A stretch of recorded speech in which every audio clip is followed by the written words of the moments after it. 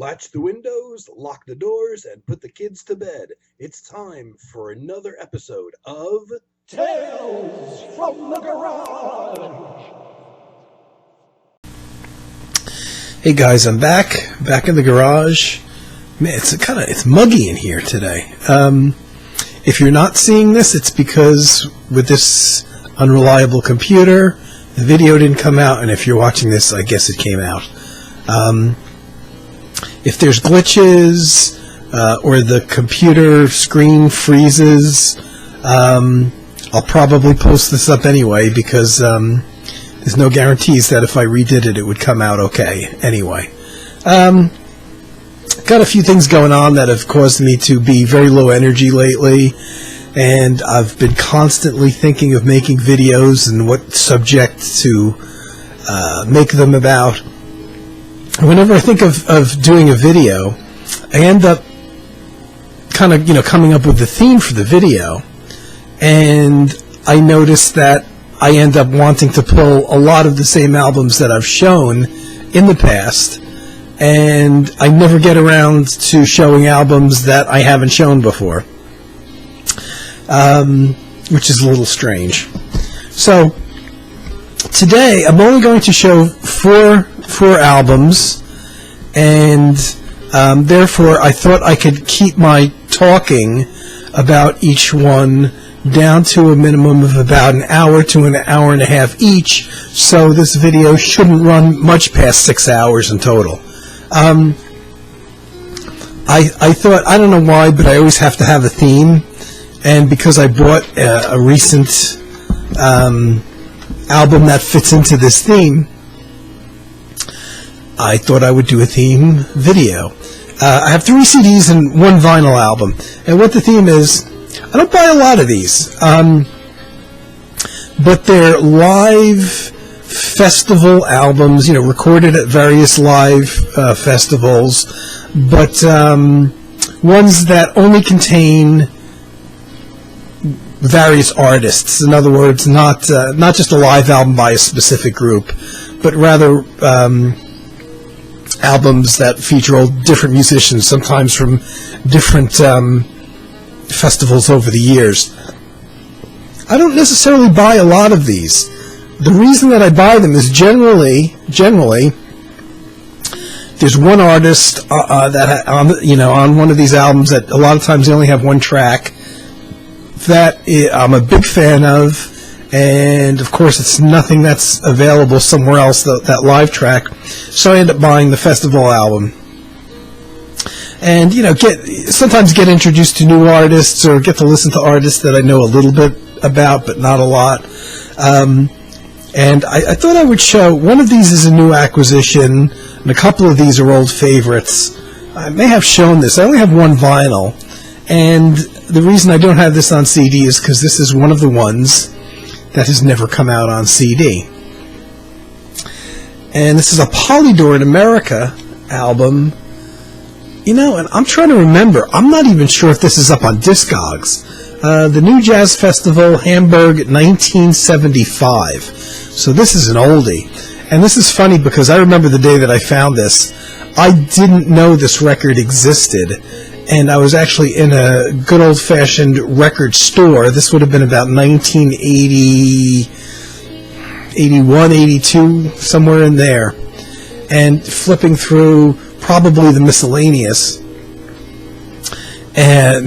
jazz, and I came across this, which amazed me that I didn't know of its existence prior to this, because it's 4 different groups, 4 songs, so there's 1 song for each group, and it's basically all ECM related artists and live performances that are not anywhere else, not reproduced anywhere else in any other recordings. I try to remember. I'm not sure if this one is on Discogs or not. So when I saw this, I was just amazed because it had some of my favorite musicians, and I couldn't believe that I hadn't heard of it. It's so it's from 70. The concert recordings were all from 1975. This festival going on, and apparently it's different physical locations, but I guess there's a jazz festival that runs for a few days in June, or did, and at various places around Hamburg, Germany. And it's got the Thomas Stanko unit, the trumpeter, a very interesting trio with just trumpets, electric piano, and drums. Dave Liebman's Lookout Farm, and if you remember, Lookout Farm was one of the early ECM recordings. So for a while, Dave Liebman, who didn't do a lot of recordings for ECM, he was an ECM recording artist briefly, and I guess I guess that Lookout Farm album must have come out around this time. So David Liebman on saxophones, and the great Richie Byrock on piano, who played wonderfully with John Abercrombie's quartet for a handful of years. Vidal Roy on percussion, who played with Miles Davis and a whole other bunch of people. Bass player and a drummer, neither one of which I'm familiar with. So there's that track, which is quite interesting. Terje Richtel's Odyssey, which was a band that Terje had. Well, in this, let me see, there's only 5 people in this, but I think it was a larger band on the recording. If I remember the original studio recording, must have been 6 players maybe. But so it's got a live version of Rolling Stone track from the Odyssey album. This one only runs 10.5 minutes, and I know the original track was like a 20-minute track, and it fades out, so I'm sure they probably played a lot longer, but you're talking about the limitations of vinyl, and I think this whole thing runs about like 42, 43 minutes, somewhere around there. And of course, Eberhard Weber's Colors, which is, that's the one that really lit the light bulb for me when I saw that there was a live track and a song that had not been recorded in the studio even by Eberhard Weber's Colors. I just couldn't grab it fast enough. So it's got the great Charlie Mariano on reeds, John Christensen on drums, my favorite drummer, and Rainier Brenninghaus on piano. So this would have been around the time of Yellow Fields, because John Christensen was only the drummer for Eberhard Weber's Colors on that Yellow Fields album, which I guess I was doing this from memory. It must have been 1975. I'm pretty sure it was. So they did a short tour, I guess. And this track called Appalachian was not something that was ever recorded on the studio album by the band. The recording quality is not bad, but, in a lot of ways, I'm not actually a fan of live recordings when it comes to jazz or classical music as much, unless it's very electric, unless like all the instruments are electric. Most of these albums, I believe, are recording outside at open air festivals, so they're not necessarily clubs or enclosed places. And one thing that an open air festival is infamous for is having horrible sound. It tends to be very boomy on the bass and not clear and all that.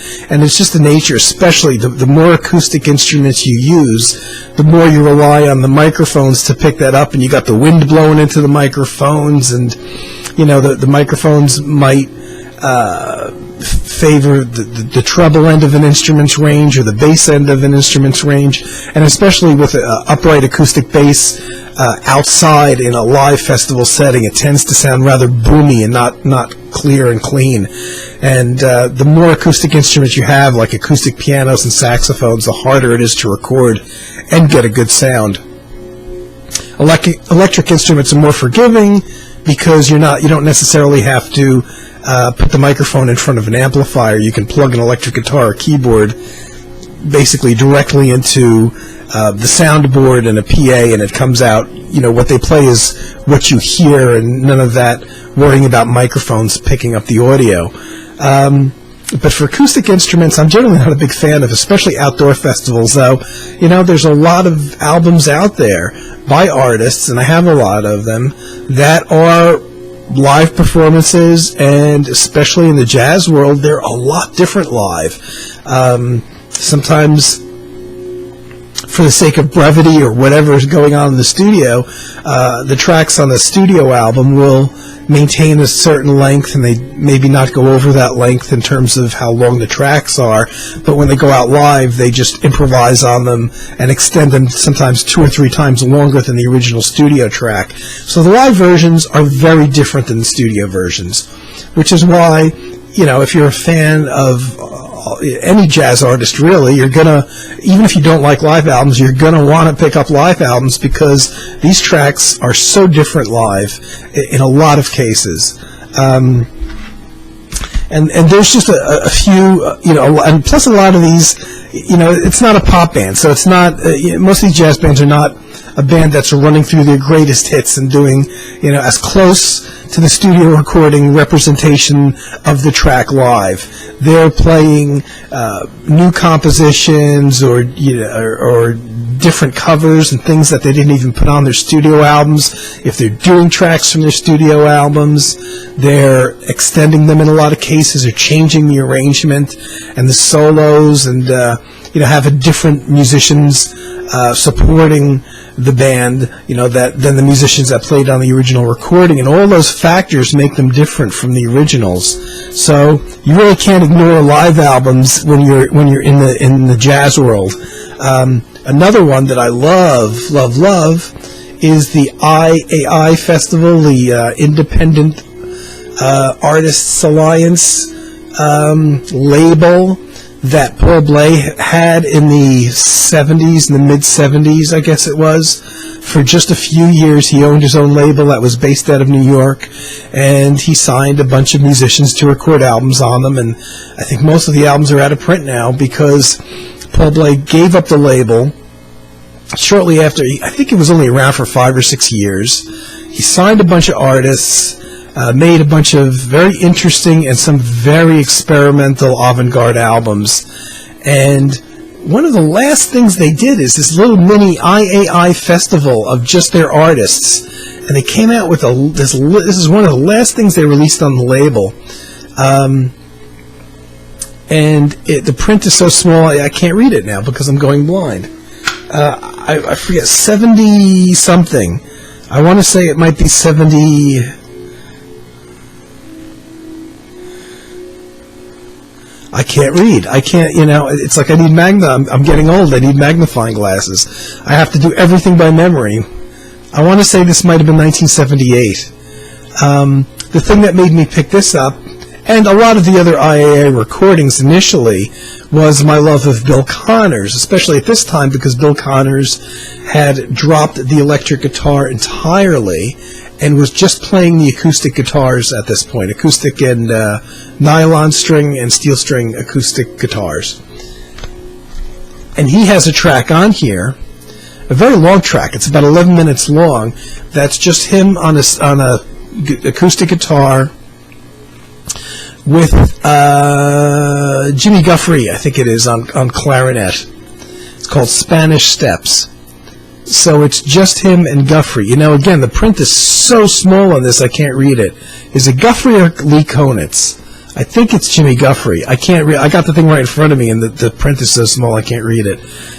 So it's just clarinet and guitar, which is an interesting combination, this little 11-minute piece. And it's the only piece that Bill plays on, but it's worth the price of the whole album. Paul Bley does play piano on one piece.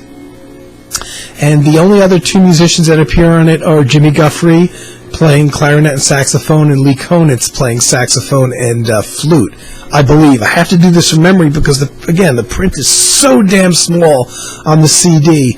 And there was space for them to increase it. They just reproduced the original LP, and the size of everything shrunk down, and yet they leave all this blank space, and they really need to expand the lettering so you can read it without a magnifying glass. But it's only these 4 musicians. Paul Bley does a long track in a duet with saxophone. Bill Connors plays a piece, as I mentioned. I love this album. It's all of 36 minutes long.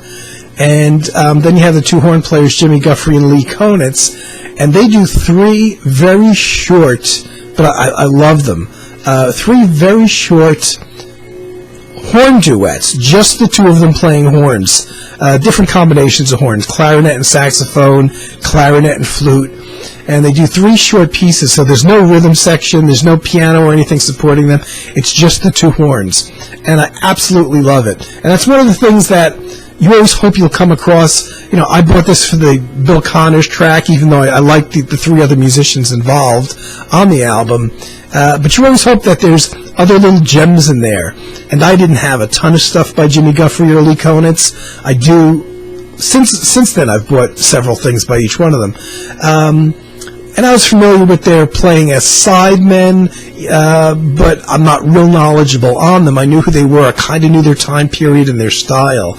But just finding those 3 little duets for just horns is just fantastic. And actually, this album is up on YouTube in full, I'm pretty sure. It's called Guthrie, Konitz, Connors, and Bley, the Iai Festival in San Francisco, all recorded live in one day. It's a shame that it's only 36 minutes long and no other additional material ever came out from it. Now, the thing that made me actually decide to do this kind of festival theme is the new CD that I just picked up recently. As I mentioned, in the warmer weather in the summertime, I've become quite enamored with a lot of acoustic music and classical music recently, and I've been putting a lot of the electronic stuff that I normally listen to the side. And of course, going into jazz, I've been listening to a lot of pianist Bill Evans music. And especially one of the things that I've been listening to a lot of are the several albums that he recorded in duet with bassist Eddie Gomez. Just piano and upright bass, no drums. And, very intimate. And without the drums there really propelling things, it kind of occupies a different space.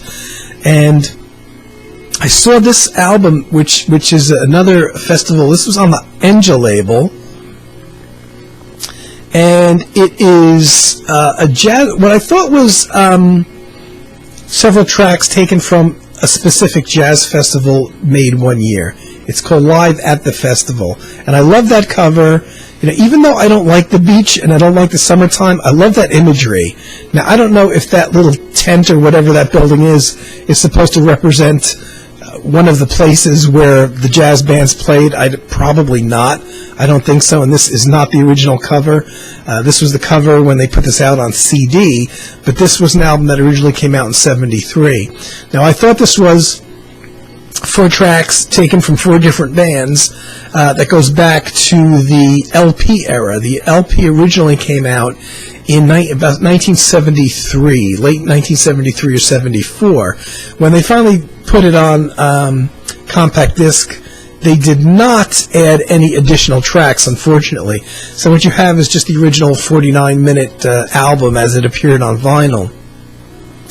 And then looking at it, it's all taken from the same jazz festival in Yugoslavia, Festival Ljubljana, it looks like, Ljubljana in Yugoslavia. But instead of it being from one particular festival one year, it's actually taken from 3 different years, 1970, 1972, and 1973. So apparently they have this annual jazz festival, and they recorded, and for some reason they did this. This is a real compilation. Instead of just choosing 4 tracks from 4 bands from one of the years, they got 3 different years represented here. 2 different things from 1973, one from 1970, and one from 1972. And again, it's only 49 minutes, but I bought this because of this 15-minute version of Miles Davis's Nardis by Bill Evans. Now, this is a track, Nardis is a well-known track that everybody's recorded. Most of the time it's recorded because it was originally written and performed by Miles Davis quintet. Most of the time, the people that covered it feature horn players because, you had Miles Davis on trumpet, John Coltrane on sax, I guess, when he originally recorded this track. And so over the years, this became a popular track for jazz musicians to cover, but especially those with horns. and yet I'm pretty sure like guitarist Ralph Towner has played this solo. There's a lot of musicians that have picked up Nardis, and even Bill Evans himself played Nardis many times over the years. I don't know that do you really need another version of Nardis? The interesting difference here for me, and this version is quite different. It's 15 minutes long, which is very long compared to some of the other versions that Bill's recorded. And at the time, he had Eddie Gomez on bass. Now, Eddie Gomez was his longest-lasting bass player that played with Bill. Eddie played with him for 11 years. And also for 6 out of those 11 years that Eddie Gomez played bass with Bill Evans, Marty Morell was the drummer. So that was his Bill's longest-lasting lineup, is Marty Morell on drums, Eddie Gomez on bass, and Bill on piano. That band lasted for 6 years, and Marty Morell ended up leaving because he wanted to get out of the lifestyle of constantly touring and settle down into an area for more of a home life. At this time, Marty Morell was still playing with Bill Evans, and yet he doesn't play drums on this track, which makes it quite interesting. So apparently Bill, at this time, this was a recording from 1972, Bill had this brief foreign tour where he was playing this festival in Yugoslavia and I'm guessing some other dates, and Marty Morell didn't go with him, and instead Bill had, this is the only time he played with him, I'm pretty sure, the British drummer Tony Oxley played drums. And you could tell it's different. If you're familiar with the Bill Evans trio with Eddie Gomez and Marty Morell during that 6-year period that band was together, you get used to how they would improvise in their sound and everything. And Tony Oxley, just having that one guy in the band be different, Tony Oxley as a drummer takes the improvisation that the guys do on the Miles Davis track just into a completely different area. It sounds very different than what you're used to hearing the Bill Evans trio at that period of time, late 60s, early 70s, do, just because you change the drummer. Tony Oxley's drum solo is completely different than the kind of thing Marty Morell would play. In fact, it ends up sounding like if Bill Evans had recorded for the ECM label, kind of. It's very interesting. And I read, because I've got a couple of biographies about Bill Evans, that Bill was very turned on to this, to what Tony Oxley brought, to this very short tour that he did with the band, and he actually asked Tony Oxley to join the band. But Tony Oxley declined simply because he was based in England, and he knew that most of the playing of the Bill Evans trio was being done in America at that time, and it would mean that Tony would have to be spending or even living in America. So that's the reason that he actually turned down Bill Evans as his drummer. So it's quite interesting to hear, because if you just listen to this piece and weren't aware that it was Bill Evans, I don't think you would pick up it was Bill, because Tony Oxley brings it into such a different area. But again, just like you hope you'll find, there's other tracks that are very interesting here as well. There's a track from 1973 by Archie Shepp, who has a band together with a piano, bass, and 2 percussionists. A track called Sonny's Back. Now, if you're familiar with Archie Shepp, the saxophone player, he's kind of avant-garde. He's not like real free jazz, but he's kind of avant-garde. And it's very strange because this track, I'm guessing, references Sonny Rollins by the title of it, Sonny's Back, is the most straight-ahead jazz thing I've ever heard Archie Shepp play. Straight, almost like a bebop thing. Very interesting. There's an 18-minute track on here, which I guess is a centerpiece of the album, recorded in 1970 at the same Yugoslavian Jazz Festival. Very interesting track. 18 minutes long, by Bobby Hutcherson on vibes, Bobby who just passed away a couple years ago, Harold Land on tenor sax. And in fact, I've heard Harold Land's name for ages. I think I only have Harold Land playing on maybe 2 or 3 albums as a sideman.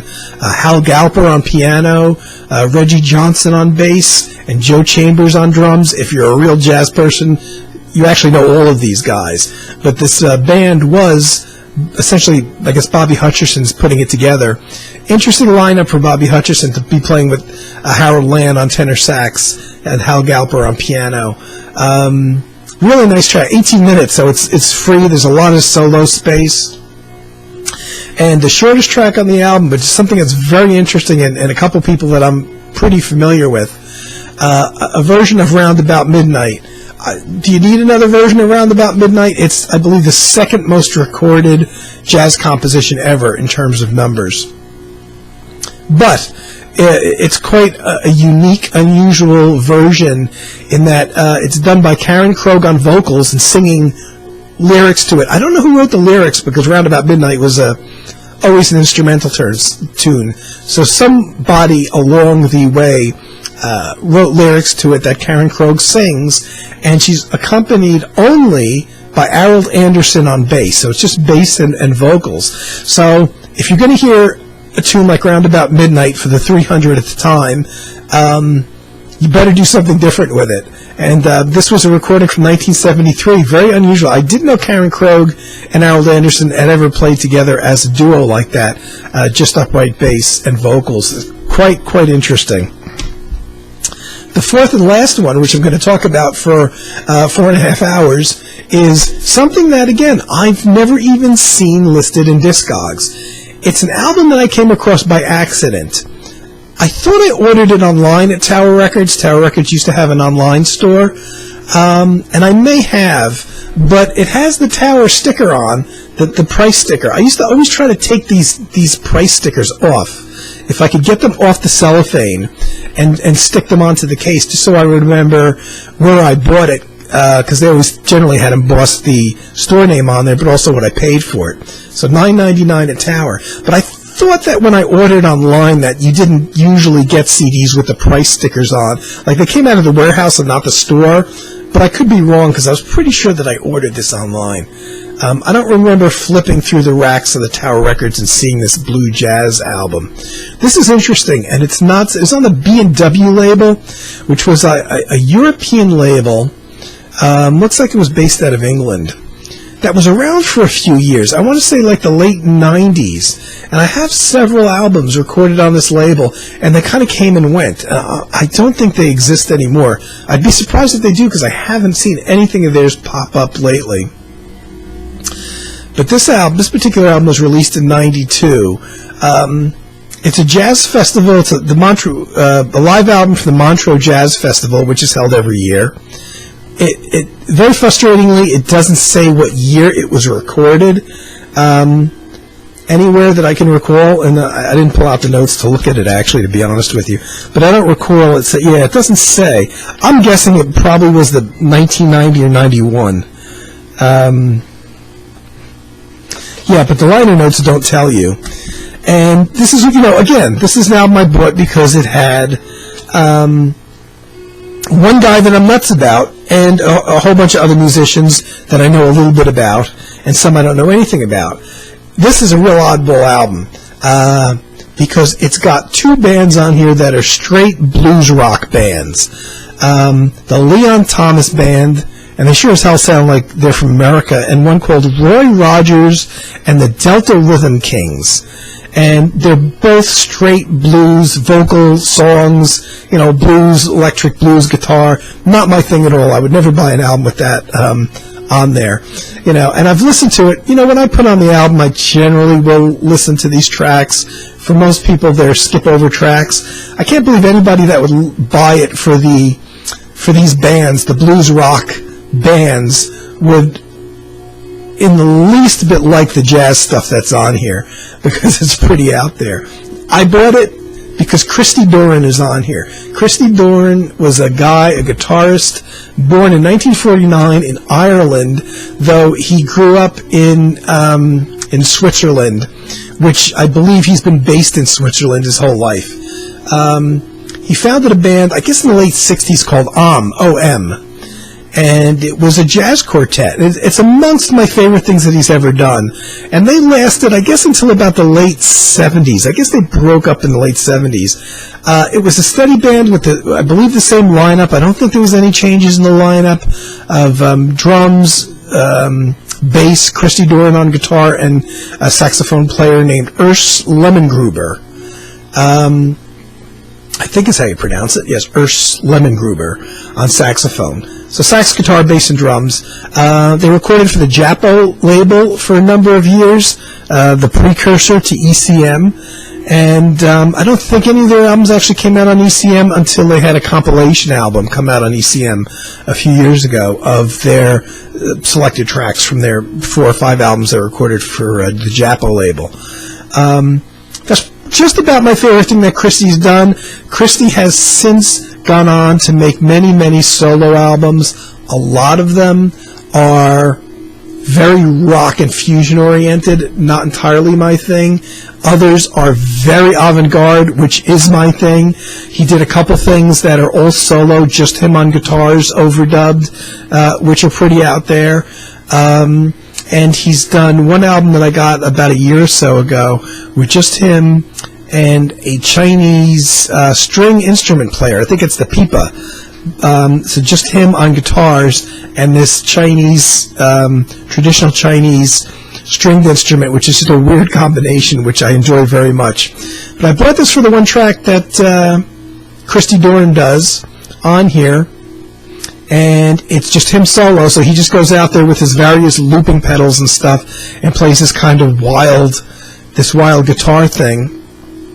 Interestingly, there's another track here by 2 guys called Brennan and Liebman Gruber. And Brennan is a piano player, and Liebman Gruber, oddly enough, also a guy playing apparently the Montreux Jazz Festival the same year as Christy Boren, is Liebman Gruber, Christy Boren's former bandmate in the band doing a saxophone and piano duet, which is a really good track. So that was kind of a bonus, because I didn't even notice that they were on here. And it's kind of weird that his ex-bandmate would be playing, Christy Boren's ex-bandmate would be playing the same festival as Christy Boren. And there's also 3 live tracks by Max Lasser's Arc. I don't know how you describe Max Lasser. I do have 1 or 2 albums by him. He's a guitarist. I guess you would call him a cross between the more electronic commercial side of new age music, like with a slight progressive rock bent to it. If you're aware of any of those new age artists that, use drums and, guitars and keyboards, all very electric, kind of had a glossy sheen to them, nothing particularly screaming like wild guitar solos or anything, but certainly on the more commercial side of new age music, almost crossing over into a progressive rock type of thing. So Max Lasser's Arc does 3 live tracks on here, which is another real plus for me. This is a real wild, interesting album called Blue Jazz, and when I tried to look it up on Discogs, there's actually no mention of it. Very strange. Discogs has some of the most obscure things on there. So that's my 6-hour video on some multi-artist festival albums that I particularly like. Actually, I love all of these. These are things that 3 of them I've had for years. Even the vinyl album of the Berlin Fest, long ago I copied over, and I burned a CDR from it, from the vinyl, and it's in my computer, so I still actually get to listen to that album, with all its wonderful clicks and pops.